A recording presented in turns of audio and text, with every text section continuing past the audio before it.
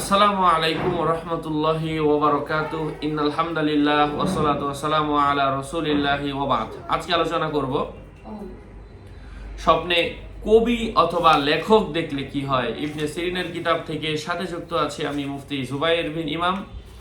আলোচনা বুঝতে সাথেই থাকবেন। এখনো যারা চ্যানেলটি সাবস্ক্রাইব করেননি সাবস্ক্রাইব করতে ভুলবেন না। ভেরিফাই চ্যানেলের ডিসক্রিপশন বক্সে ক্লিক করলে পেজ এবং আইডি লিংক আসবে। এটা ছাড়া আলাদা অন্য কোনো পেজ নেই, আইডি নেই, ইমো নেই, হোয়াটসঅ্যাপ নেই, টিকটক নেই। নাম ছবি দেখে বিভ্রান্ত হবেন না। প্রত্যেক ভিডিওতে আলাদা আমি সাবধান করি, সতর্ক করি।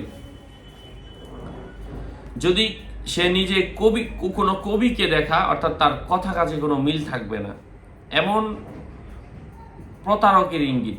কবি মিথ্যা কথার অর্থ বহন করে, কারণ আল্লাহ বলেছেন আশ-শুআরা ওয়াত্তাবিউহুমুল গাউন, কবিদেরকে পথভ্রষ্টতা অনুসরণ করে।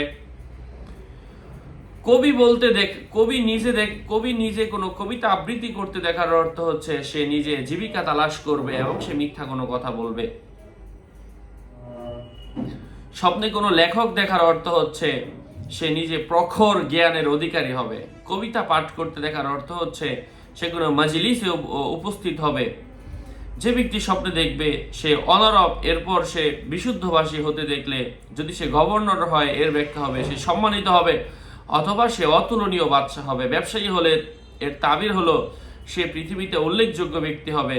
সকল পেশার ক্ষেত্রে অনুরূপ ব্যাখ্যা প্রযোজ্য।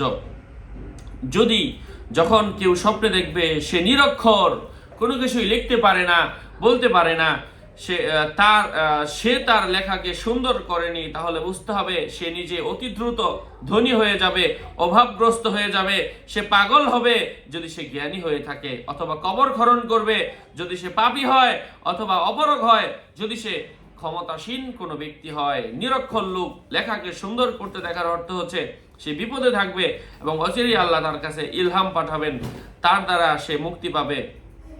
চিঠিকে ছিঁড়ে ফেলতে দেখার অর্থ হচ্ছে তার দুর্দশা দূর হবে, এমন কিছু বোঝায়। আশা করছি বুঝতে পেরেছেন। আরো আপডেট পেতে সাথেই থাকবেন। সকলের মঙ্গল, দীর্ঘায়ু, সুস্বাস্থ্য কামনা করে এখানে শেষ করছি। দেখা হবে অন্য কোনো এপিসোডে।